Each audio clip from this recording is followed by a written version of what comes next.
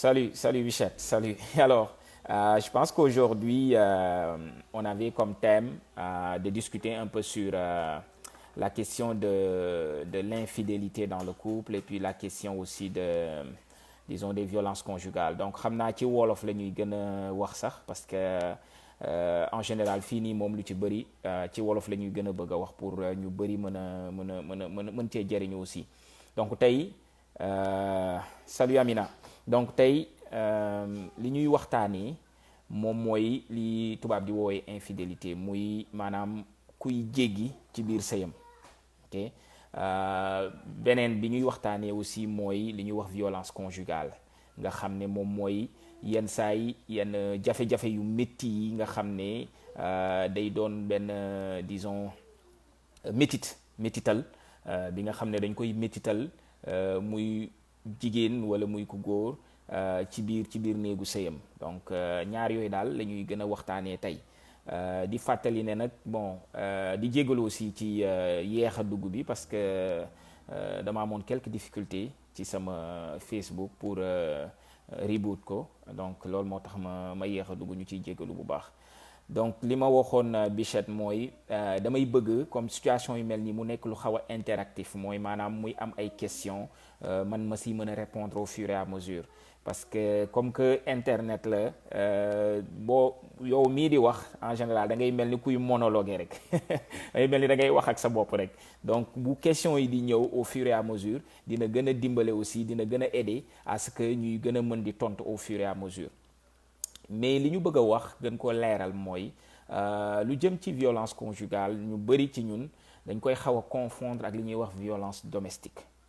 Am nañ yu ñu bokk waaye am nañ yoo xam ne bokkuñu ko. Donc violence conjugale moom bu ñu koy wax lu ci ëpp diggante wëy sëy yi la. Waaw, violence conjugale ci diggante wëy sëy yi la mooy ñaar ñi nga xam ne dañuy sëy te ñoom ñaar disons ñoom ñoo seq sëy bi. Waaw, mu soit ñu sëy nekk un mariage légal, soit ñu nekk en pax parce que dëkk boo dem am na nu ñuy nekkee, mais ñaar ñu nekk daal ñoo xam ne dañuy sëy ñoom ñaar ñoo nekk.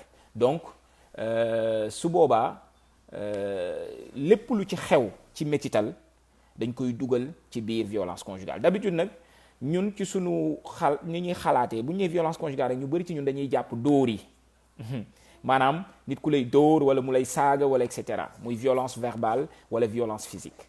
Yooyu di ci lu ñuy gën a faral di gis la, waaye li gën a bon ci violence conjugale ci xeetu métital yooyu mooy la violence psychologique. Comme ñun ni ñuy wax, c'est une violence qui est sournoise. Elle est sournoise mooy maanaam lu lay rey la, lu lay gaañ la te kenn du ci mën a teg bëtam souvent, waaye moo gën a bon ci ni muy yàqee doomu aadama, ndax li muy yàq mooy ngëm-ngëm gi nga am ci sa bopp. Day yàq tamit yow muy confiance en soi, day yàq tamit estime bi nga am ci sa bopp, mooy yow ni ngay fonkee sa bopp da ngay dem ba yow da ngay yaakaar ne doo dara, doo kenn, et que lépp lu xew sax yow sa faute la yow ci sa bopp. Xeetu violence boobu nag la plupart du temps bu ñu koy gis day fekk nga nekk nit koo xam ne la plupart du temps li may wax c'est des personnes yi nga xam ne souvent ay nit ñu feebar la ñuy doon, maanaam dañuy yor feebaru xel mu nekk ci seen feebaru jikko, mooy li ñuy wax des troubles de personnalité. La plupart du temps des personnes yi nga xam ne c'est des personnes violentes à ce niveau-là nga xam ne dafa bokk ci seen façon de fonctionnement, dañuy nekk ay nit ñoo xam ne dañu am ay troubles de personnalité. Ok, c'est des personnes qui en général dañuy am un background, mooy maanaam ci seenu xale ak ci seenu ni ñuy màggee dañuy jànkonteel ay situation yoo xam ne ci seen biir famille ak ni ñuy dundee dañuy dem ba dañuy màgg ak une certaine colère, une certaine tristesse, une certaine envie de faire du mal. Ok, parce que noonu ci loolu la ñu adapté wu, ci mal boobu noonu moom la ñu màggaale, ci la ñu adapté wu. Donc yow mii muy dal sa kaw nag da ngay dem ba yaakaar ne yow da nga yow yaay le problème, parce que loolu aussi moom mooy disons conséquence bi nga xam ne victime bi nga xam ne mooy victime violence, loolu mooy conséquence, parce que day dem ba nga xam ne moom day mujj convaincre boppam que ne kii buy doxalee nii man sama faute la man, parce que moom loolu la koy gëmloo. moom loolu lay def ci xelam ba nga xam ne day mujj wëlbatiku jàpp ne sama jëkkër jiitat man bu melee nii ak man kon man noonu man ci man la. léegi nag loolu bu ñu ko jëlee aussi ñuy dund ci société boo xam ne say mbokk ak niñ lay yebee surtout jigéen ñi sax laay wax niñ lay yebee pour nga dem sëy ji parce que jigéen ñi ñoom ñooy dem sëy ji ñoom la ñuy maye déjà terminologie yooyu ay terminologie yu am importance yu ñu war a bàyyi xel. donc ñoom dañuy ñëw nekk déjà niñ leen di préparer di leen yóbbu dañuy nekk ci posture kuy subir noonu lañ leen di préparer psychologiquement dañ leen di préparer pour ñu dem pour war a dékku mu bokk ci nag ay mbir yu bari yoo xam ne ci suñu wëy yi ñuy tàmm déglu ci dans l'espace public li may wax dans l'espace public dafa am ay adage am ay messages yoo xam ne moom la ñuy envoyer jigéen ñi ba nga xam ne ñoom bu ñu nekkee ci situation de violence conjugale boobu noonu dañuy mujj ñoom convaincre seen bopp que ne ñoom la mbir mi doxul parce que dañu teg une lourde responsabilité ci seen kaw soxna yi mooy dañ leen gëmloo ne bu kër gi neexee yow la bu naqaree yow la bu doom yi baaxee yow la bu ñu bonee yow la donc dañuy jël la responsabilité familiale la responsabilité d'un développement d'une famille ñu teg ko ci kaw bopp jigéen ñi ne leen kon yéen la da ngay dégg ñu ne ndey ja doom ja ok loolu wax wolof la man du samay wax da ngay dégg ñu ne ndey ja doom ja loolu probablement même bu fekkee ne dans le background du wolof et de la tradition wolof amoon na un sens aujourd'hui li ñuy wooy survivance parce que man du ma bëgg toujours di insister ñi may suivre gis nañ ne dernièrement j'ai fait un post di wax ci yenn adage wolof yi nga xam ne dañuy ne jigéen ni weenam sëggee noonu la xel mi sëggee man xam naa ne man à la base xam naa ne du loolu mooy wax ji mooy jigéen ni weenam di sëggee noonu la xelam di siggee loolu la wolof wax waaye tey dunduñu loolu ñu bari ci ñun xamuñu loolu li ñu xam mooy li ñuy dégg di ko dégg ci espace public bi di ko dégg fu nekk donc il faut que ñu bàyyi xel ci loolu te loolu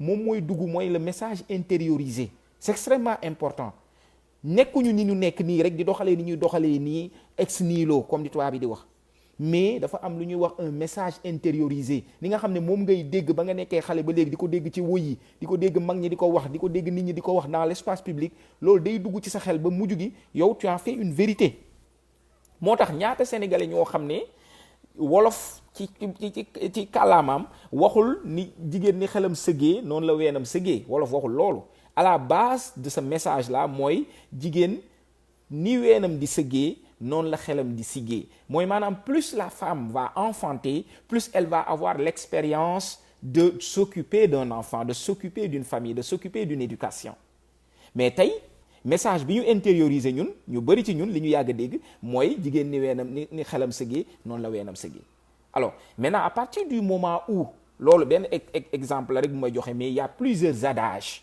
il faut que ñu koy bàyyi xel li ñuy dégg ñu koy wax loolu moom mooy doon li nga xam ne mooy message de base ñu boole ci nag yow la ñuy maye yow yaay dem sëy yow yaay dem rejoindre donc à partir de ce moment-là tu deviens beaucoup plus vulnérable parce que yow yaay génn ci sa environnement de confort muy sa famille de base dem fekk ji benn famille dem fekk ji benn nit et tu optes de choisir son nom de famille tu optes de choisir de s'allier à sa famille moom aussi en contrepartie mais yow yaay fekk ji physiquement donc c'est à toi de t'adapter en général léegi nag loolu yëpp bu amee liñ lay yebee pour nga dem sëyi mooy yow yaay responsable kër gi donc dañuy jël responsabilité kër gi yëpp teg la ko à partir de ce moment-là pouvoir bi nga xam ne tey moom la diine ji moom la société bi jox ku góor ki bu fekkee ne dafa nekk une personne en souffrance pouvoir boobu du ko utiliser à bon escient mooy maanaam du ko utiliser pour dimbale nit ki pour mu mën a nekk nit ku autonome mais daf koy utiliser pour mën a noot nit ki parce que moom dañ koo yàgg a noot moom ci nooteel la màggee moom ci nooteel la juddoo màggee ci environnement de base am loolu la yàgg gis dama koy faral di nettali ne bi may doog a tàmbali sama liggéey man amoon naa benn cliente boo xam ne parent papam diplomate bu mag la woon d'un pays africain mais xale bi dafa dem ba ñu yóbbu ko en psychiatrie yaakaar ne dafa am ay problèmes psychiques parce que li tax mooy daf daan bàyyi ba papa ji am ay invité yu de marque ci biir kër gi mu def de sorte à ce que muy toucher muy laal boppam maanaam ce que les occidentaux appellent se toucher li tubaab di wooyu se toucher daanaka même mën nañ ne se masturber un peu à table en public. léegi loolu ñoom dañu dem ba jàpp ne kii àndul ak xelam et bien sûr dafa am lu doxul ci xelam moo tax peut-être muy doxalee noonu mais li tax mu doon def loolu mooy c'est une façon pour elle de s'opposer à la violence bi nga xam ne papaam moom la dëkkee woon ci kër gi parce que papaam daan dóor yaayam di dóor ñëpp ci kër gi. léegi nag moom comme que amul doole pour xeex ak papaam et que bëgg na ko faire du mal comme moom ni mu leen di defee du mal objectif am kii am moom nu mu tudd sax outil bi mu doon utiliser mooy def loolu. bu ko defee bàyyi ji dina rus ci kanamu ay kiyam ay invité am ñu jàpp ne xel mi neexul yóbbu ko. mais bi ma commencé di liggéey ak moom ak sama beneen collègue psychiatre dañu dem ba gis ne il faut faire une thérapie familiale ñuy investiguer ba ma mën a rencontrer papa ji mais bi ma rencontrer papa ji je me suis rendu compte que moom dans sa tête c'était normal d'être violent envers son épouse c'était normal d'être violent envers ses enfants lu tax mooy moom baayam noonu la meloon baayam moom papaam noonu la meloon ci kër gi donc moom en tant que xale dafa intérioriser que ne pour nga mën a nekk am pouvoir ci biir kër pour nga mën a am pouvoir ci sa famille pour nga mën a noot nit ñi ci sa kër pour pouvoir boobu nga xam ne yow da nga ko am ci kër gi pour mu mën a doon lu légitime il faut nga accompagner ko ak violence. donc moom yemul woon rek ci violence psychologique mais dafa amoon aussi une violence physique loolu nag moom la ñuy seetlu goo xam ne daanaka bu ñu seetloo violence conjugale lu ci bëri dimension de violence physique boobu moom la ñuy gis. muy dóor yi la plupart du temps muy métital yi ak yooyu noonu léegi nag li ñuy wax mooy violence dafay mel ni drogue gis nga nit ñu violent nii drogué yi mel noonu la ñuy mel mooy maanaam doo xëy rek commencer di jël drogue dure la plupart du temps dafa am lu ñuy wax la phase de découverte. Les personnes violentes aussi booy dund ak ñoom dafay am toujours des prémices day am des signes yi moom mooy lan mooy la plupart du temps ça commence par des petites paroles et des petits gestes foofu lay tàmbalee. léegi nag si yow mi koy dund tu n'as pas la capacité ou tu n'as pas les moyens de le dénoncer et de l'arrêter là ça devient plus compliqué parce que loolu moom mooy tax moom daf koy nourrir maanaam daf ci am benn sorte de soulagement. du ma nekk sax plaisir mais un soulagement parce que loolu la drogue di def ci nit ki drogué wu donc soulagement boobu muy am ci di la métital moom métital bi mu lay métital dafay am lu muy soulager ci moom ok alors maintenant au fur et à mesure que bu dee saaga moo ko doon soulager day dem ba nga xam ne saaga dootul doyati il faut que muy dóor day dem ba nga xam ne dóor dootul doyati il faut que muy làggal il faut que muy def ay mandarga loolu nag mooy dem ba nit rey nit. voilà donc c'est progressif nekkul loo xam ne rek dañuy xëy un bon jour rek nit ki commencé laa dóor déedéet dafay am fu muy tàmbalee am lu koy nourrir am lu muy évoluer ba mën a yegg ci benn niveau boo xam ne day nekk une dépendance chronique day nekk loo xam ne nit ki au début par exemple weer bi peut-être benn yoon la ciy dóor wala benn yoon la ciy saaga wala et cetera day dem ba nga xam ne day doon bés bu ne ak lu mënti xew rek loolu mooy am. Et un bourreau day def de sorte que victime am daf koy maintenir toujours dans une posture de victime te liy gën a métti nag ci jigéen ñi souvent bu fekkee ne dañuy subir de la violence ci seen biir kër yi moom mooy le déni familial et le déni social mooy maanaam ñi leen wër muy seeni mbokk du ñu gëm ne kii ñu nekkal nii daf leen di bundu xataal kii ñu nekkal nii daf leen di toroxal kii ñu nekkal nii daf leen di dóor li tax mooy la plupart de ces personnes-là ils ont un masque damay wooye un masque public mooy bu ñu nekkee ak yeneen nit ñi ñeneen ñi leen wër dañuy jàpp ne ñii ñoo gën a baax ci àdduna maanaam dañ leen di won benn visage boo xam ne surtout disons la belle famille maanaam bourreau bi day fexe ba képp ku mën a dimbali victime bi mu am ci yow benn comportement boo xam ne yow doo mën a intervenir wala sa xel du la may ne sax kii dina war a mën a def lii kii donc dañuy seetlu ne la plupart du temps de ces personnes-là qui sont violentes ñi leen wër dañuy jàpp ne ñi ay nit ñu baax lañu. yow li ngay dund ci sa biir kër yow yaa koy dund di ko xam foo dem wax ko nag dañuy jàpp ne yow mii nii maanaam voilà après toute la famille di ko suturaal voilà parce que li tax mooy famille bi ñoom ci seen bopp lu ci bëri lenn li daf leen di mënal financièrement su fekkee des familles yi nga xam ne c'est des personnes yoo xam ne ñoom disons dañu bëggee parce que en général surtout bu fekkee dafa am yenn trouble de personnalité surtout li ñuy wooye les narcissiques pervers dañuy nekk ay nit ñoo xam ne d'un point de vue de social nii ni ñuy relation ak nit ñi dañuy yeewu goo xam ne ku ci ne dinañ xam fan la ñuy jaar ngir mën la amaduwi donc dinañ xam ne mère bi kat ku bëgg xaalis la paa bi kat ku bëgg maanaam lii la bu ko defee magu kii kat ku bëgg lii la foofu la ñuy jaar daal di dafay am ay paramètres yoo xam ne dañ koy teg ba nga xam ne famille bi ci boppam du ñu mës a mën a seetlu ne wala du ñu mës a mën a gëm ne kii dina def lii. je vous donne juste un exemple dafa mel ni tey ci yenn famille yi nga xam ne inceste dafa am ñu ne papa ji kat wala nijaay ji kat mi ngi yegg ci xale yi la plupart du temps au début nit ñi duñ ko bëgg a gëm surtout que souvent day nekk nit koo xam ne doo ko foogee du tout. donc loolu li tax nit ñi di ko def ñoom ñenn ñu ci bëri si ñoom c'est un besoin aussi de protection mooy du ñu bëgg a jël responsabilité papa ji jël doomam bu jigéen may ko benn waa ji ñëw ñu ne kii kat ku baax la ku jullite la nangam du bëgg a gëm ne moom jël na doomam may ko koo xam ne da koy dóor ak di ko bundu xataal donc dafay am genre déresponsabilisation bu muy def moom ci boppam psychique boo xam ne du bëgg gëm loolu ñenn ñi duñ ko bëgg a reconnaître parce que dafa am intérêt bu fa nekk mooy li ma doon wax sànq parce que nit ki daf leen di mënal nit ki dafay am fu mu leen di nekkal fu mu leen di féete donc dañuy bëgg tout le temps que loolu bañ a mën a deñ léegi nag bu fekkee ñun suñ société nga xam ne jigéen ñi déjà dañu vulnérable ci côté boobu parce que ñoom ñooy dem sëyi ñoom la ñuy yóbbu et cetera donc c'est trop facile nga ne nit ki demal c'est trop facile nga nit ki lu tax bàyyiwul kii lu tax génnul ci moom lu tax boobu ba léegi mu toog fi ñu koy bundu xataal et cetera mais il faut comprendre que la plupart de nos femmes financièrement elles ne sont pas autonomes. Ok, socialement elles ne sont pas autonomes. Il y a aussi la question du jugement et social et du poids disons de ce tribunal social là fi mu ne nii jigéen bu fi tas am na nu la société bi di xoole sa propre famille am na nu ñu lay xoole ñenn ñi duñu sax mën a jël seen même bu ñu amee autonomie financière duñu sax mën a dëkkal seen bopp maanaam jël seen appartement bopp dëkk fa.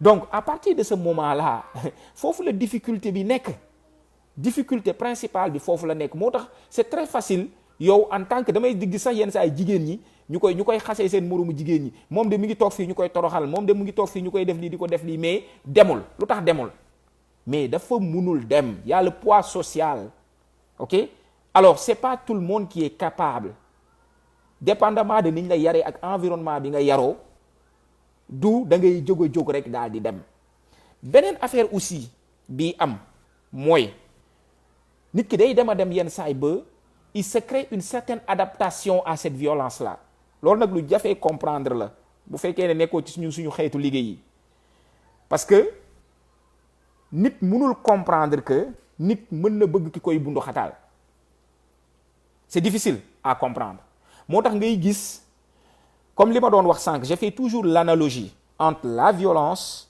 et la drogue li tax mooy dañu bëri dañu bëri nu ñuy àndee dañuy ànd ok mooy que nit mën na nekk ak nit ku violent ngeen génnee ko ci ay loxoom mu delluwaat ak moom loolu lu jafee comprendre la mooy lu ñuy wax le phénomène de la rechute loolu day am ci wàllu drogue da ngay gis nit koo xam ne da daan tux naa jël tux rek parce que peut-être yenn drogue yi du ngeen ko xam mais tux da ngay gis nit ko tux ba si yàgg mu arrêté tux jékki-jékki un beau jour rek mu delluwaat ci tux te fekk arrêté na par exemple ay 3 mois arrêté na ay 1 an mais lan moo ko ciy delloo parce que nit buy dund ci yenn situation yi xelam day développé wu de façon à ce que mu adapté wu ci loolu day dem ba confortable li ñuy wax créer un confort mais qui n'en est pas un.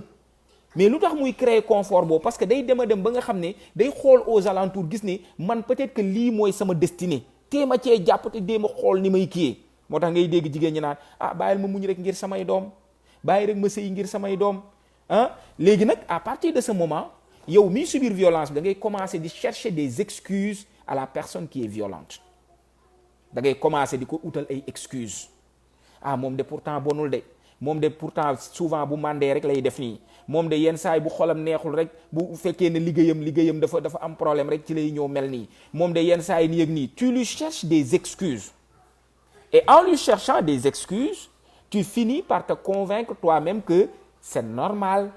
Tu commences à normaliser sa violence tu commences à normaliser moom jikko bi mu am ak comportement bi muy am vis-à-vis de toi donc à partir de ce moment yow mii nekk victime bi da ngay commencer di créer wu di jéem a développer yow sa propre confort autour de cette violence là moo tax nag ñooñu dañuy naqaree génnee ci foofu moo tax da ngay gis même bu amee ci yéen ñoo xam ne seen ay mbokk leen ngeen leen di jéem a dimbale da ngeen di dem ba yéen da ngeen di mujj give up li anglais di wax give up mooy maanaam da ngay mujj ne kii daal li mu nekkee moo ko tey li mu nekkee moo ko tey parce que mënuma comprendre man ñu lay dimbale pour nga génn ci kii mu ngi lay toroxalaan mu ngi lay bunduxataal waaye à chaque fois yaa ngi dellu ci moom mais li ngeen dul comprendre moom mooy loolu c'est tout à fait dans la normalité des choses. La personne peut avoir une rechute te nit ki aussi mën na dem ba bëgg son bourreau mën na dem ba bëgg ko man mii di nga xam ne damay liggéey yenn saay ci muy góor muy jigéen ñi nga xam ne sont victimes de viol à l'enfance ou à l'adolescence et cetera damay seetlu ne nit ñi nga xam ne dund nañu loolu yenn saay soit dañuy dellu vers leur violeur wala dañuy dellu vers des comportements qui peuvent créer la même situation de viol.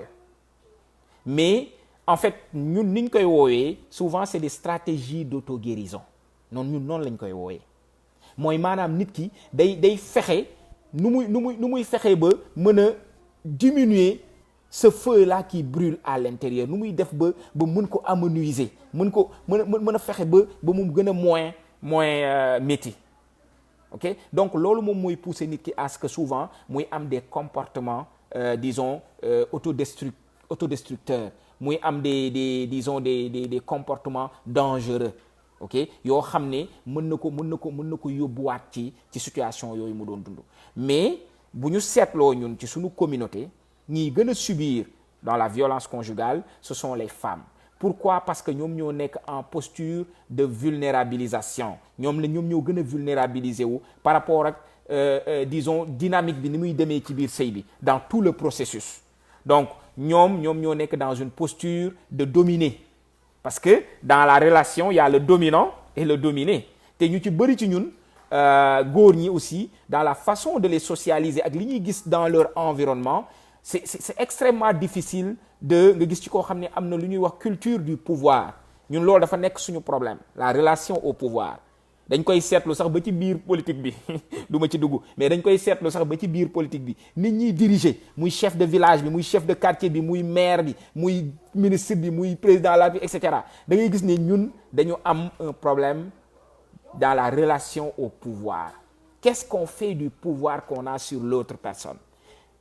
Donc ce qui fait que la plupart du temps dañuy seetlu ne surtout nit ñooñu nga xam ne dañ nekk ay góor ñoo xam dañ nekk en souffrance parce que c'est des personnes en souffrance donc ñoom bu ñu wëlbatikoo nag am pouvoir am ku ñu mën a noot mais nit ka dee na parce que loolu rek lañ doon wut mën a am ku ñu noot ba mën laa noot donc voilà un peu la dynamique dans laquelle yenn famille yi ci la ñuy dund ok yenn famille yi dañuy dund yenn jigéen ñi ci la ñuy dund léegi nag à partir de ce moment-là quelles peuvent être les conséquences sur la personne moom mooy te loolu moom mooy indi yenn saay la légitimation de l'infidélité ok loolu mooy dem ba nga xam ne yow mii koy dund violence boobu noonu surtout violence psychologique bi ok mooy dem ba nga xam ne da ngay mujj accepter ne man de kii garaawul doxaanam mi mënuma ci dara wala xale yu jigéen ñi daal ñoo koy topp c'est pas sa faute donc da ngay dem ba yow excuse yooyu ngay wut tu commences à déresponsabiliser la personne ok, et tu commences à légitimer son comportement parce que dafa dem ba nga xam ne yow estime bi nga xam ne war nga ko mën a am ci sa bopp pour mën a positionner wu ne non lii munul nekk lii duma ko nangu, ok, loolu yow munoo doo ko def. te da ngay gis aussi comme li ma doon wax les messages intériorisés nga dégg ñu ne góor de góor la rek, ok, xale yi jigéen ñi moom fi mu ne nii bàyyiwuñu kenn nangam, mais pose-toi toujours la question, et si le contraire arrivait, comment il réagirait? Et si c'était moi? te comme li ñuy wax góor du góor rek nit la, ok, nit la loolu mooy wax ji du góor la, wax ji mooy nit la. On est tous faits de pulsions, et d'envie. loolu mooy mbir mi. léegi nag lan moo tax ñuy xalaat ne jigéen ñi ñoo gën a war a mën a muñ seen ay pulsions? Parce que dans la façon de socialiser, leurs pulsions sont beaucoup plus réprimées, leurs envies sont beaucoup plus réprimées, autant au niveau psychique, biologique et social. Biologique mooy ñu ci bëri ci ñun ngay gisee excision. Au fond c'est quoi? Ok, alors au niveau biologique tey ñu ci bëri déjà nit la, ñu ci bëri xoolal disons la première fois que tu as eu tes règles, comment on t'a socialisé par rapport à ces règles là, yan message dañ la envoyé. ñu ci bëri ci jigéen ñi su may waxtaan ak ñoom nii ci thérapie et cetera, ñuy waxtaan ci seen wàllu sexualité, dañ may ne la première fois dañ ma ne léegi kat boo moytu rek di nga ëmb. ok, donc toutes les portes sont ouvertes. Donc c'est à travers la peur lañ leen di socialiser ci seen sexualité, à travers la peur. Mais peur boobu loolu lu tax ñu koy def, c'est pour réprimer les pulsions, c'est pour réprimer les envies. C'est notre façon de faire. C'est bon, c'est pas bon, moi c'est pas mon point. ok, donc man moom nekkuma dans des logiques de baax na wala baaxul. li may wax nii dama bëgg rek nit ñi yeewu pour mën a xam, mën a gis. loolu laay wax, mais baax na wala baaxul moom loolu du man maa koy juger disons définitivement. Mais il faut comprendre que ne loolu moom mooy tax tey jigéen ñi dans le cadre du ménage, l'infidélité booy xool ci ñoom lay gën a moins nekk que ci góor ñi à cause de la socialisation. Mais pulsion moom góor ak jigéen ñëpp a ko am, nit la. ok, ni góor di gisee benn jigéen nii mu neex ko mu attiré ko, noonu la jigéen tamit di gisee góor mu neex ko mu attiré ko. Maintenant lan moo tax jigéen ji du def le pas que góor gi war a am fitu def le pas? moom mooy d'un point de vue de la socialisation ak li ñuy dégg message yi, góor ñi la ñu gën a favoriser ci côté boobu noonu. Parce que la plupart du temps les gens vont prendre l'excuse de war naa mën a am ñeenti soxna. oui, mais waxuñu la ne war nga mën a am ñeenti gel, c'est différent. Et il y a des responsabilités. Malheureusement nit ñi du ñu bàyyi xel ne droit bu nekk dafa ànd ak ay responsabilités.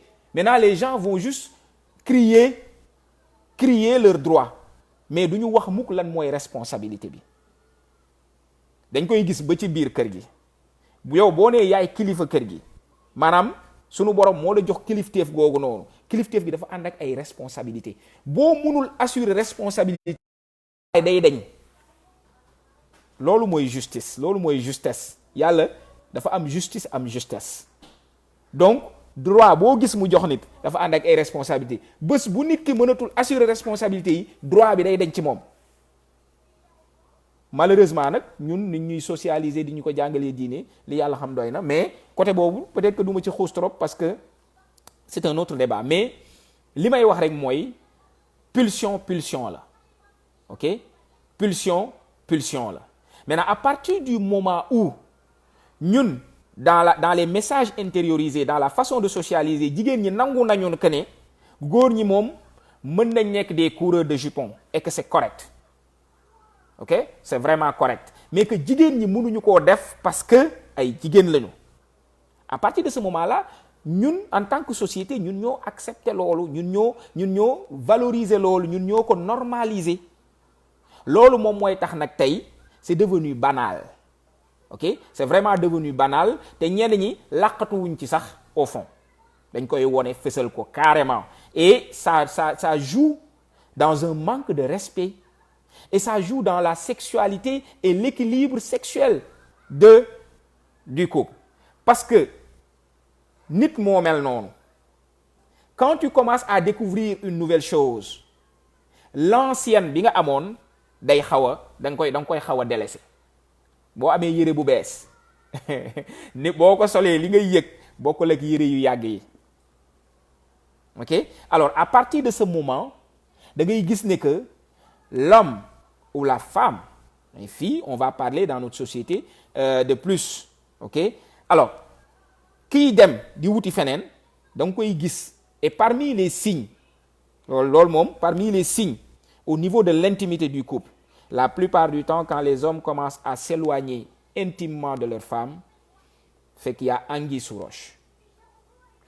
Du ma ne nag automatiquement, c'est parce que la personne est infidèle. Ça peut être aussi, une impuissance passagère qui crée un ego et un isolement de la part de l'homme. Parce qu'il faut comprendre que aussi bari na ci góor ñi ñoo xam ne dans leur vie dañuy traverser lu ñuy wax des périodes d'impuissance. Impuissance du dal jigéen góor rek lay dal moo tax le sexe fort c'est la femme su ma koy wax gars yi dañ may kii mais loolu mooy dëgg parce que jigéen mënul xam impuissance góor rek mooy dund impuissance te ça lui arrive souvent. Am na ñoo xam ne ils vont se murer dans leur ego pour s'isoler dans l'intimité du couple. waaye góor bu commencé nekk dans une posture d'infidélité la plupart du temps li muy jur mooy day xaw a créer un vide au niveau de l'intimité du couple waxuma des rapports sexuels de l'intimité du couple laa wax. Ok? Donc il y a une différence dedans. Ok? Parce que nit ki mën na présent au point de vue sexuel mais très distant au point de vue de l'intimité. Ok? Mooy la présence autant sentimentale, émotionnelle dans l'intimité du couple et les partages au fond. Ok? Donc mën na continuer ngeen di am une disons des rapports sexuels de façon normale wala même mu yokku wala sax mu yokku parce que peut-être que li muy génn di dem ci biti mën na yokk son appétit sexuel. Nga ne kii kat temps yi moom dafa gën a kii dafa nangam fekk na peut-être c'est lié à ça. Ok? Mais au point de vue de l'intimité boo amee seetlu di nga gis ne am na lu wàññeeku. Ok? da nga gis ne am na lu wàññeeku. Donc loolu bokk na ci conséquences yi. Maintenant nag lu ci bëri li muy indi mooy une distance li ñuy wax distanciation bii ngay gis nii une distance sexuelle. Une distance intime, excusez-moi, une distance intime. Ok? Une distance intime. Alors maintenant nag bu fekkee ne dafa nekk nit ñoo xam ne mën nañoo seetlu dinañ ko seetlu ci jëfinam parce que routine bi day commencer di changer comportement yi dañuy commencer di changer ci ni muy solo ci ni muy waxee ci comportement bi am ci ay humeur am bu ñu nekkee ensemble.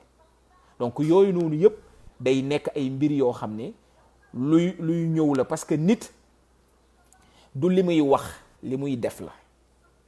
Faut que ñuy bàyyi xel ci li nit ñi di def ak ni ñuy comporté woo plutôt que li ñuy wax parce que nit dina wax lu mu gëmul nit dina wax loo xam ne nekkul ci moom waaye nit li muy def mooy li ne ci moom waaw jëf moom du fen voilà parce que souvent c'est tiré de notre inconscient profond. Alors à partir de ce moment-là nag ñu seetlu que ni infidélité dans le couple lenn la loo xam ne la plupart du temps c'est socialement légitimé. Ci message yi ñuy envoyer ci message yi ñuy intérioriser ak message yu ñuy vulgariser et dañ koy xool même dans l'environnement médiatique boo seetloo théâtre yi téléfilm yi tout ça là posture bu ñuy jox jigéen ñi ak posture bi ñuy jox góor ñi da ngay seetlu toujours que ne ça tend à légitimer nga déglu ko ci wëy yi keroog rek maa ngi def benn post ci yu mel noonu mu am sama benn xarit mu envoyé ma mais moom c'est quelqu'un qui est nan laa koy waxati sax il est hyper conservateur hyper conservatisme lay dund mu envoyé ma woyu ki ne lam boobu muy wax sëy xare la xaw ma ndax ñu ci bëri ci yéen peut-être dégg nañu woy boobu. J'ai beaucoup de respect pour cette maman là, c'est une très grande musicienne mais j'ai jamais été d'accord avec ce message là que sëy xare la saa yu ci juree doom jam nañu la, sëy dafa métti. Donc ça c'est des messages yoo xam ne dañ koy dégg, mais c'est des survivances de lii mag ñi daan wax. Parce que au fond à l'origine méttitu sëy moo nekkoon yéen ñaar ngeen ànd muy métti financièrement muy métti économiquement, ngeen di ànd di jóg di daanu ba defar dara, construire dara, mais dans le respect. Mais le message de fond n'est pas un message boo xam ne da nga fay dem xare ji ñu lay jam di la dóor di la rey et cetera te muy kenn koo xam ne moo la waroon jàppale mu lay mbugal. Déedéet, du loolu. ñi fi woo ñu ay jigéen ñoo xam ne dañ leen di tudd ñu ne ñoo fi jur doom yi nga xam ne jàpp nañ ne ñoom ñoo gën parmi nous, amu ci kenn kuñ daan mbugal, amu ci kenn kuñ daan dóor, amu ci kenn kuñ daan saaga. Au contraire, c'était des femmes qui étaient chéries, c'était des femmes qui étaient épanouies dans leur ménage, c'était des femmes qui étaient autonomisées. Donc gis nañ ko, ñoom la ñuy tudd, ay ñoom Soxna Jaar la ñuy tudd, ay Faa Wàdd Wele, ay Maam Seynabou Njaay, ñooñu la ñuy tudd. Ñun bu ñu jëlee sunu culturellement ñooñu la ñuy tudd. Nga ngi dégg ñu naan fii ay Njëmbat Mbooj ay yenn saay, ñooñu la ñuy tudd. Mais ñooñu dans leur historique déggoo ci kenn koo xam ne amul benn fu ñu lay nettalee ne jëkkëram daana ko dóor, daana ko def nii, amul.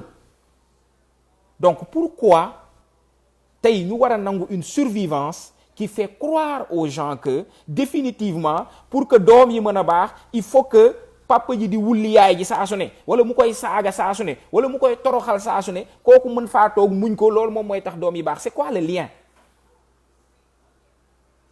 Au fond c'est juste des survivances qui mettent en avant et qui valorisent cette violence-là.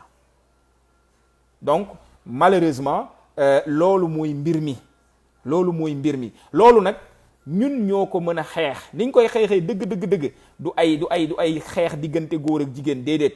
Ça se trouve dans l'éducation. Il faut qu'on déconstruise, il faut que ñu déconstruire tous ces adages-là, tous ces messages-là yu ñuy accompagner ci ak comportement yu ñuy accompagner ci ni ñuy éduquer te on a des modèles, on n'a pas besoin d'aller chercher un modèle occidental ou asiatique ou etc. yaakaar naa ne ñu bëri ci yéen keroog seetaan nañu sëñ Ndiaga Diop bi muy waxtaan ci Cheikh Ibra ci TFM. Il l'a dit clairement yoonu Baye Fall xàmmeewuñu góor ak jigéen, xàmmeewuñu mag ak ndaw, nit lañu xàmmee, nit. Le respect de l'humain, c'est extrêmement important, ce respect de l'humain là. dégg ngeen ko fii mu wax ne Cheikh Ibra daana rootal jigéen ñi, daana leen soqal, daana leen wolal, daana leen toggal, et cetera. Alors nom de Dieu, pourquoi aujourd'hui on doit arriver à un point où on se dit que ah oui booy wax ci yu mel noonu tu es occidentalisé? Je trouve que c'est un faux procès. Man moom dëgg fi mu ne nii dama tul ci yooyu, nañu wax ba suba. te j'ai mes propres références, du ma leen jëli fenn en Occident. Man samay référence suñuy référence la ñun fa ñuy dund suñu dëkk, muy ci sama famille, muy ci ñi ma gëm, muy ci sama ay sëriñ, muy ci ñi ma wër, foofu la sama ay référence nekk te ñooñu laay xool. Donc il faut que ñu génn ci cette sorte d'hypocrisie là, man noonu laa koy wooyee, qui crée un gros gap entre ce qu'on appelle nos modèles et notre réalité de vécu. Il y a un gros gap. da ngay ñëw taxaw nga ne yow jullit nga ne yow sa modèle principal mooy le prophète sallallahu alayhi wa sallam, mais defoo dara luy niroog la yonent bi daan def ak ay soxnaam. Dara.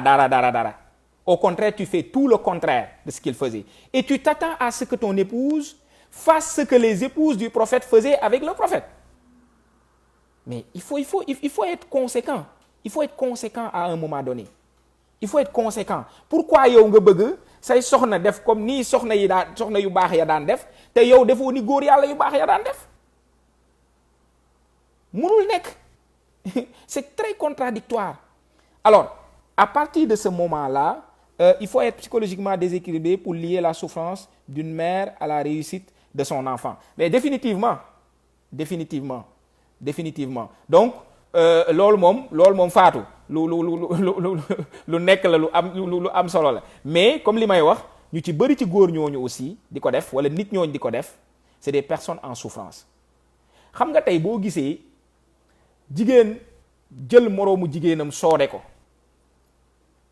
jigéen ñëpp dañuy jóg dal ci kaw ku jigéen kooku waaw dafa bon dafa nii dafa nangam elle a commis un acte répréhensible lu bon la def waaye est-ce que dinañu xool au-delà de jëf-jëf jooju lan moo nekk soubassement wu jëf-jëf ji est-ce que dinañu xool nit kooku ban souffrance lay dund li tax mu war a def lu bon lu méchant loolu noonu mu war koo def est-ce que dinañ ko xool ñu ne diw rey na jabaram wala ñu ne diw soode na jëkkëram l'acte en tant que tel est à bannir, l'acte en tant que tel est à dénoncer. Mais est-ce qu'on regarde au-delà de ça? Keroog maa ngi dégg benn histoire ndeysaan bu doy waar, une femme bu ñu jàpp, je pense que tëj nañ ko, ñu ne dafa sàcc bébé. Malheureusement, elle va pourrir en prison et que peut-être que sax dina dem rencontrer ji foofu ñoo xam ne yeneen ak yeneen la ñu def te la taxoon la ko yóbbu ba mu def loolu duñ ko ca dimbale ba bu ci génnee loolu dañ ci xelam. Lan moo war a mën a tax jigéen di dem di sàcc ji doom ngir war a won ay waa këram ne leen am naa doom?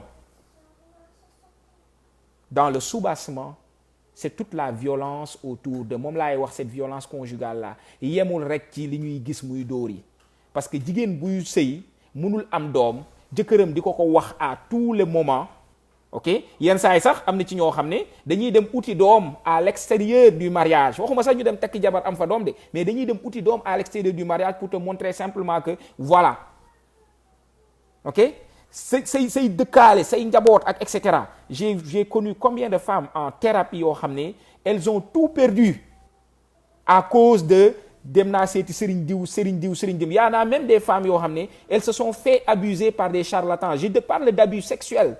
Parce que dañu demoon di wuti ay ñaan pour nu ñuy def ba mën a am doom, dañuy demoon di wuti ay ñaan pour violence bi seen jëkkër am envers ñoom wala disons distance bi nga xam ne wala comportement bi nga xam ne ñu ne dañuy garder seen sëy. On peut pas comprendre à quel point les femmes souffrent et pourtant dañ leen di juger parce que c'est plus facile de juger que d'aller comprendre le soubassement. Bon. Valette Fall mu ne l'infidélité des femmes mariées au Sénégal duñu ci wax bëri na trop. Bon écoute Valette, li ma la ci mën a wax mooy infidélité comme ni ma doon wax sànq yemul ci góor wala ci jigéen, mais dans notre société bu dee jigéen a koy def c'est plus répréhensible parce que mooy li may wax poids bi ñuy jox jigéen la ak ci responsabilité mu war a téye boppam. Mooy poids bi nga xam ne li may wax le contrôle social de la sexualité des femmes man noonu laa koy tuddee. Il y a un contrôle social de la sexualité des femmes. Loolu nag c'est pas l'apanage de ñun suñu société. Da nga koy fekk ci société de type patriarcal yëpp, da nga koy fekk ci communauté religieuse yëpp de type patriarcal.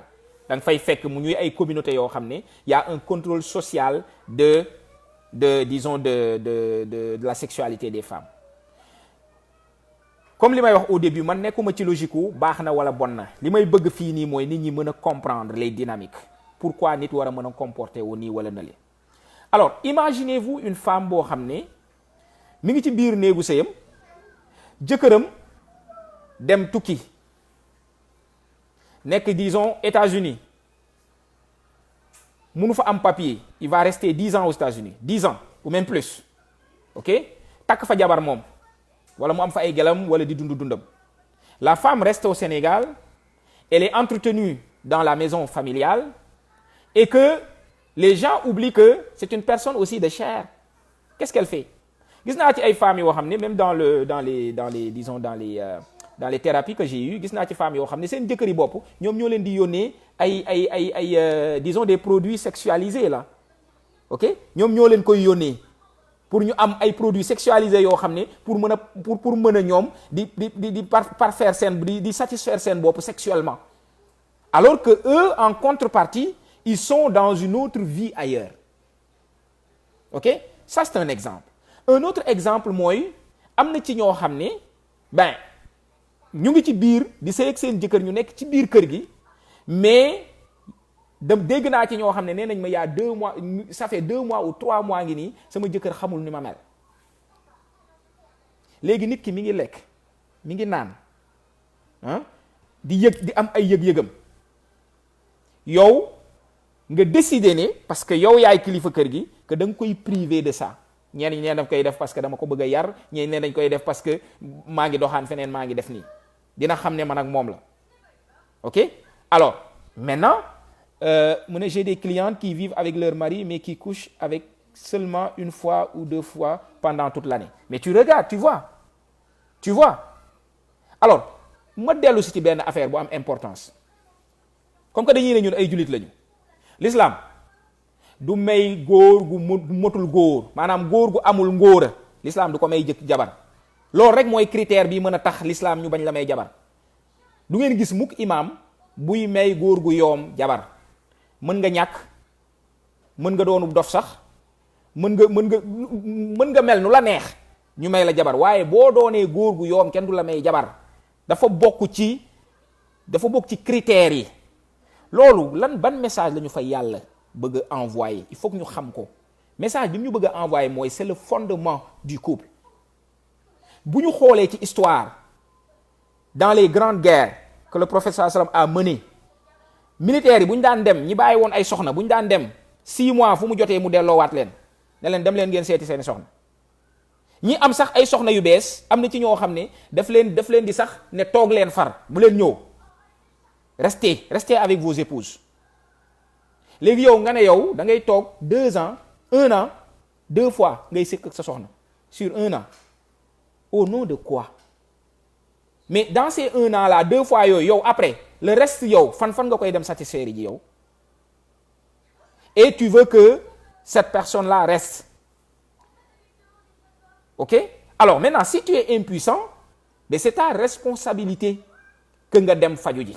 mooy li ma doon wax y a des impuissances yoo xam ne c'est des impuissances passagères y a des impuissances yoo xam ne c'est biologique y a des impuissances yoo xam ne c'est psychologique donc mais yow yaay mën a am responsabilité woo xam ne lii sa wareef la parce que sa responsabilité la mooy li may wax droit bi nga am pour nekk jëkkëram da nga am responsabilité pour satisfaire ko sexuellement mais il faut en discuter. Malheureusement très souvent il n'y a pas cette communication là dama koy wax souvent. Combien d'entre nous dans les couples ñoom ñooy def débriefing sexuel? C'est très très peu. yow déjà nit ñi ci bëri si ñun tu ne maîtrises même pas ton corps. alors si tu connais pas ton corps si tu n'as pas communication avec ton corps comment tu peux connaître le corps de l'autre nan nga mën a xamee lan mooy bànneexu kële wala bànneexu kële mënoo koo xam fan ngay mujjee wëlbatiku di dem uti ay feem feneen. ok et jigéen ñi li may wax dañuy dund une anxiété des femmes anxiété de femme. jigéenu Sénégal yëpp koy dund pratiquement anxiété de femme parce que c'est une responsabilité de ñoom ñu war a dem uti ay femme. ok alors Solange mu ne lan l'impuissance est reconnue comme cause de... oui définitivement mais Solange loolu li tax muy am mooy impuissance boobu noonu dañ ko dul teg sur la table xool lan mooy les causes xool lan mooy les moyens d'aller chercher de l'aide. ñu dem ko jéem a dem outil aide boobu noonu parce que yenn yi c'est biologique yenn yi c'est psychologique et définitivement ça vient au social. léegi nag yow bu fekkee ne yow en tant que góor da ngay dund impuissance mais communiquer woo ci waxoo ci ak sa jabar nga toog par exemple 1 an boo xam ne yaa ngi ne yow yaa ngi faju si pet waaye moom xamu ci dara ok nga yaakaar ne moom tamit bon day toog noonu di kii yenn saa yi muy ñëw di wax ak yow nga koy rejeter. Et la plupart du temps, ces femmes-là qui sont tombées dans ça, mooy que elles n'ont pas véritablement le courage de partir ou elles ne sont pas prêtes à partir. Parce que il y a le poids social. Elles se disent que je préfère di dund li ce mensonge-là plutôt que de demander le divorce et de refaire ma vie parce que j'ai besoin. Alors à partir de ce moment-là mais mënul sotti.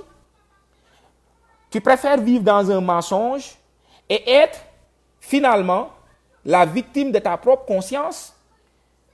Souffrance boobu ngay dund yow parce que nit kiy dund ci infidélité dina ci am plaisir mais au fond à la fin de la journée surtout ñun surtout jigéen ñi parce que comme li may wax à la fin de la journée cette femme-là va rester avec sa conscience.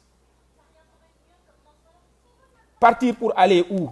Ñu ci bëri amuñu les moyens de partir. Effectivement Bichette, je suis d'accord avec toi moom laa doon wax sànq autonomisation boobu noonu sociale mais lan moo ko war a changer mooy li may wax il faut éduquer dans l'éducation à ce que ñuy comprendre loo sunu ay doom yu góor ak sunu ay doom yu jigéen que la réussite d'une personne c'est dans son autonomisation.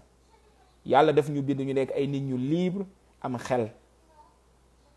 Comment on peut s'aider, comment on peut aider les gens autour de nous à être autonomes. Ki lay wax ne bul jàng bul liggéey bul def nii kooku probablement daf la bëgg a maintenir dans une domination. Ok? Parce que nit ku jàngul mënul libre nit ku xamul mënul libre. Mën nga nag jàng ba pare nga choisir ne man liggéeyuma sama liggéey mooy dama yar sama njaboot loolu aussi c'est tout à fait légitime. Am na ñoo xam ne man j'ai du respect aussi pour ces femmes là yi nga xam ne elles ont choisi ñoom ñoo choisir ne ñoom dañuy toog yar seen njaboot te loolu noonu duñ ci bàyyi xel dans la société que femme boobu noonu c'est une actionnaire majoritaire aussi parce que c'est plus facile d'aller chercher et d'amener que d'éduquer les enfants. C'est plus facile nga dem wuti indi plutôt que nga yar doom yi moo gën a métti des ci kër gi yar doom yi toppatoo kër gi moo gën a métti loo gis. Et pour nga xam ko il faut juste inverser les rôles waroon nañoo fexe rek ba ñu mën a inverser les rôles nga xam ne góor yàlla yi dañuy toog toppatoo kër gi pour 1 mois yor xale yi defar ay kii nangam sangam te bu ñu xoolee tey ak situation de confinement bi man yenn couple issus de l'immigration yu bëri yu may gis nga xam ne sont issus de nos cultures difficulté boobu la ñu am parce que góor ñaa ngi ci kër yi mais jigéen ñi li ñuy yuux li ñuy casse toujours mooy ils passent tout leur temps devant la télé ou devant leur kii wala devant leur du ñu dimbale ci dara duñ leen dimbale ci dara donc ça veut dire que loolu moom mooy la principale difficulté. Ok alors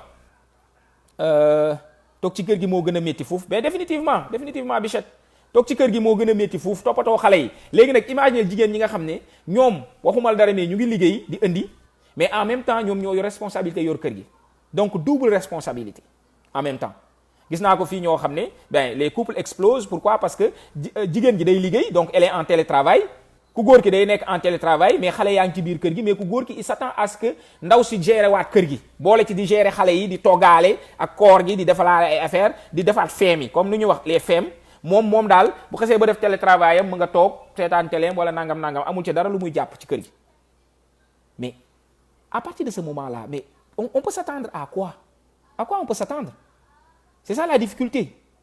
Ok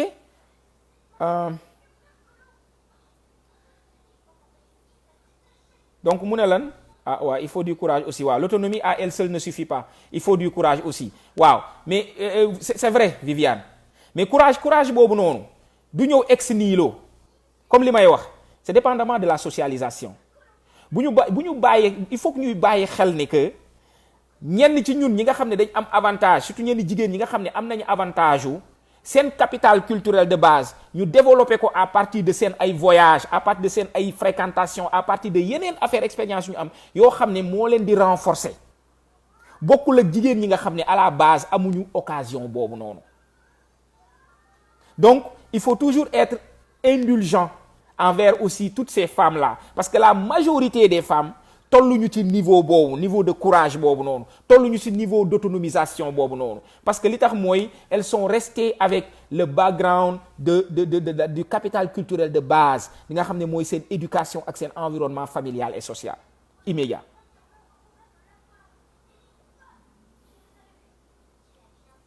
Mu ne la richesse primordiale pour une femme c'est les enfants un investissement à long terme non regrettable. Waaw loolu bon en fait je suis d'accord avec toi Dulce mais ce que je dirais là-dessus mooy pour man la richesse primordiale d'une femme c'est elle-même d'abord. Ok? La richesse primordiale d'une femme, c'est elle-même d'abord. Le plus grand investissement bi muy def, c'est ça part d'elle-même d'abord. Ok? Voilà. Donc, à partir de ce moment-là, si elle est bien avec elle-même, elle pourra bien investir sur ses enfants. Elle pourra bien les éduquer. Elle pourra bien les mettre sur un droit chemin. Parce que nit ki, tu ne donnes que ce que tu as. Donc, bu ñu fàtte ne le plus grand investissement, muy góor muy jigéen nit, son plus grand investissement boppam la d'abord moom. Tu es la personne la plus importante dans ta vie. Et ça n'a rien à voir avec l'égoïsme. Ça n'a rien à voir avec l'individualisme. C'est mal comprendre.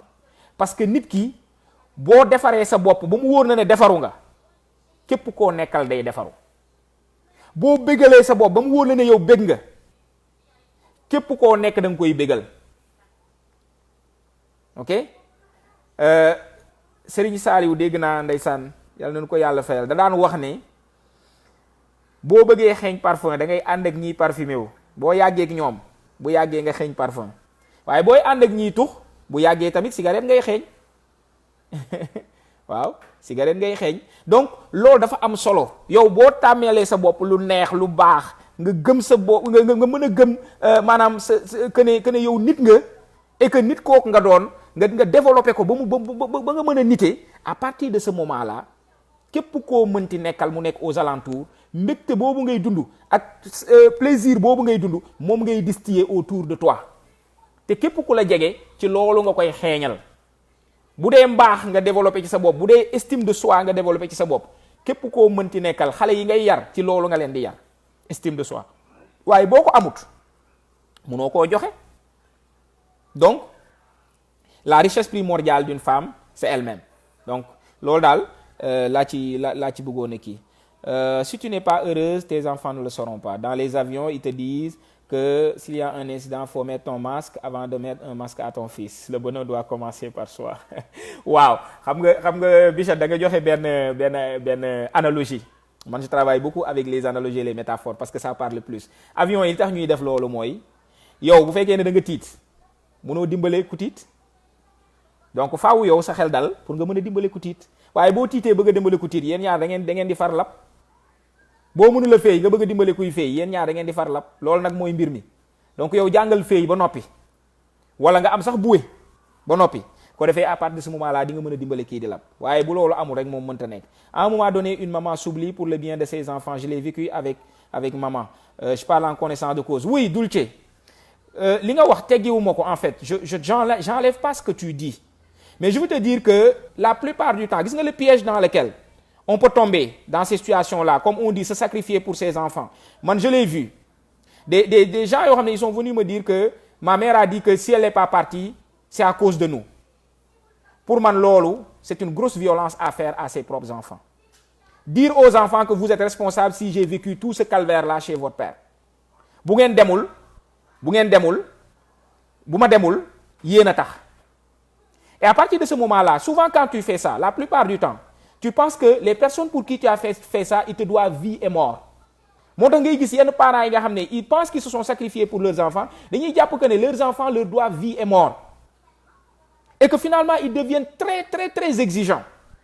Am na ci ñoo xam dañuy dem sax ba possessif envers leurs enfants. Pourquoi? Parce que tu te dis que investissement bi ma def ci ñoom yëpp donc dañoo nii la ñu war a mel et en général ku ci melul ni nga bëgg day am un gap dans la relation ak kooku parce que mën nga yar say doom nga investir nga sacrifier wu ci ñoom ñuy ñett yi réussir kenn ki peut-être réussir tam nekkul ci loolu ñett ñëpp nekk ay intellectuels yu mag et cetera kenn ki moom nekk un danseur par exemple wala un rappeur wala kuy wut kiyam ça veut pas dire que nag nekk rappeur ou danseur baaxul ah j'explique juste mais fa nga ko doon xaar yow expectative yi nga amoon ci moom yeggul foofu noonu très souvent tu es déçu tu es très très très déçu et tu ne lui pardonnes pas foofu le risque bi nekk.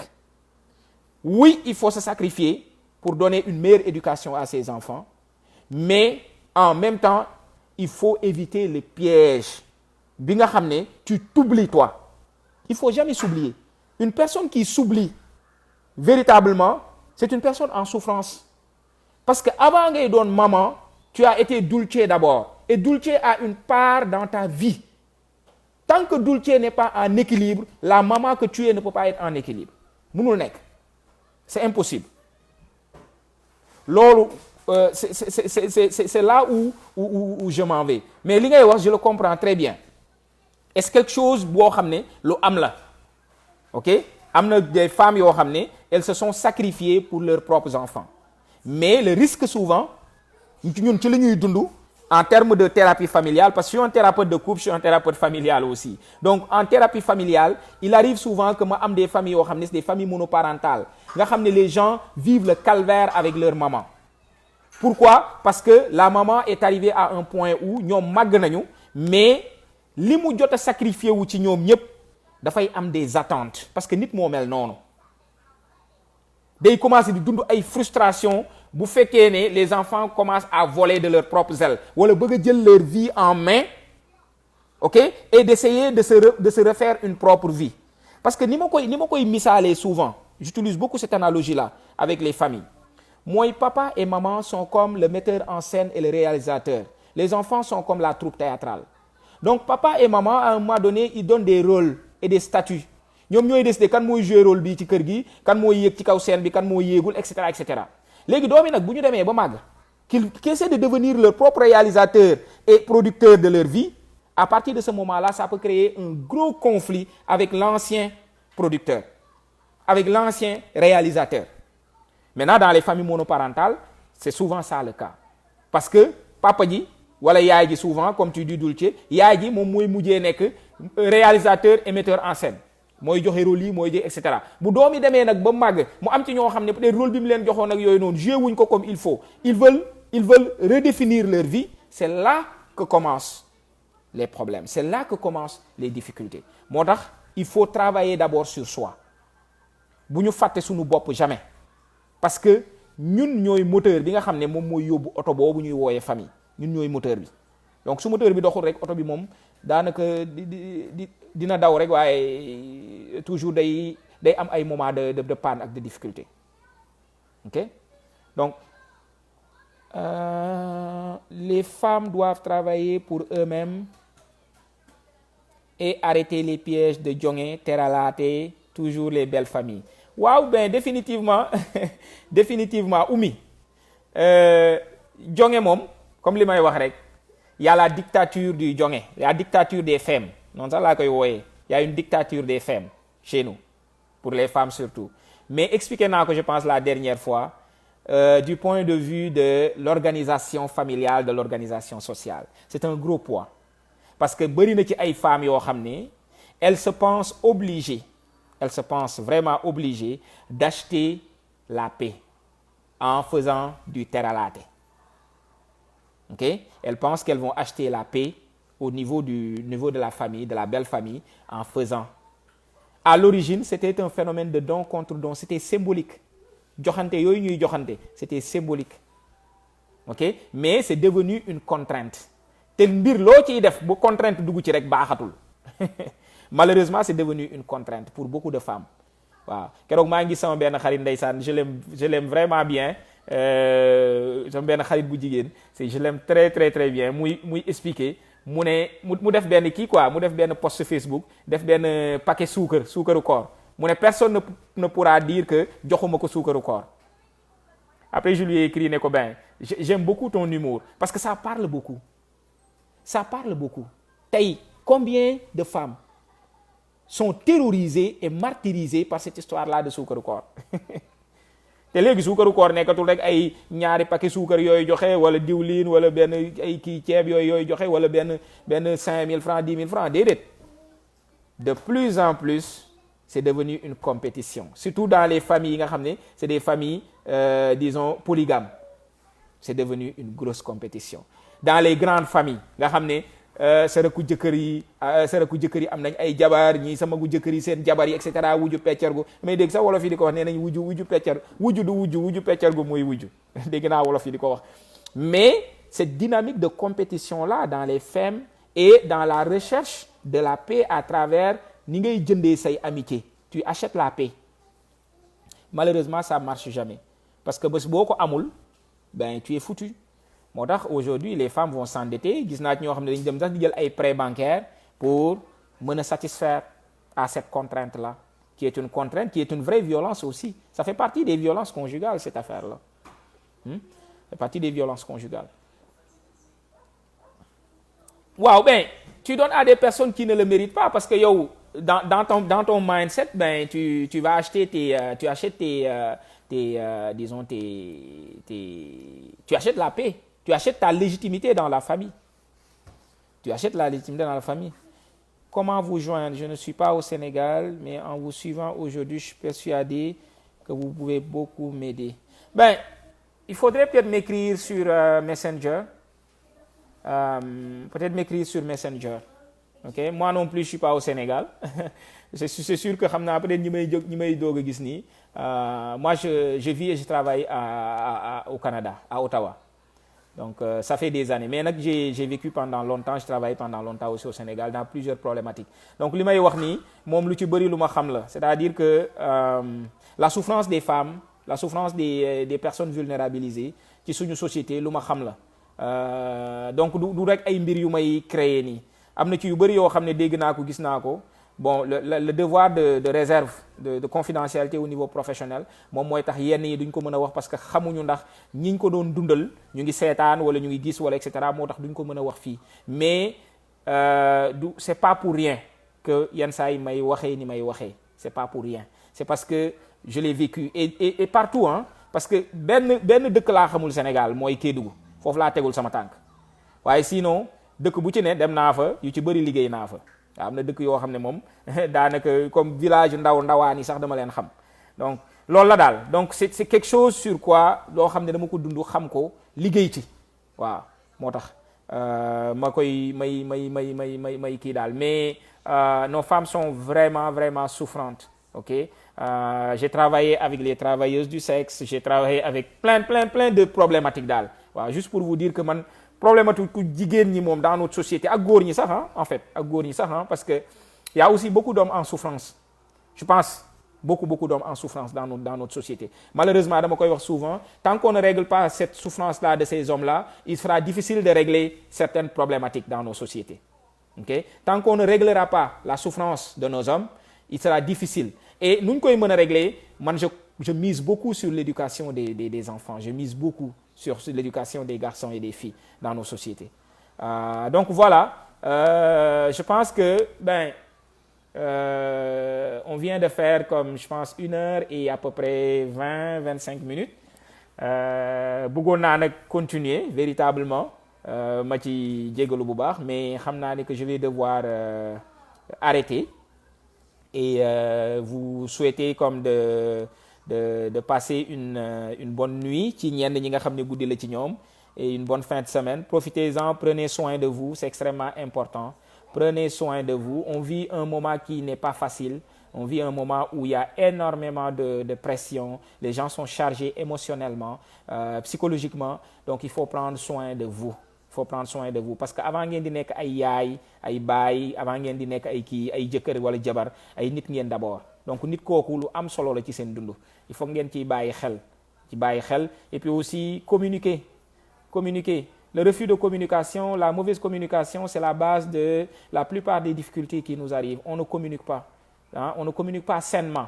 Parce que du wax rek, on ne communique pas de façon saine. Donc loolu moom lu am solo la. Donc ma leen di wax peut-être dans 2 semaines, si Dieu le veut bien, Inch'Allah, on va se retrouver peut-être avec une autre problématique.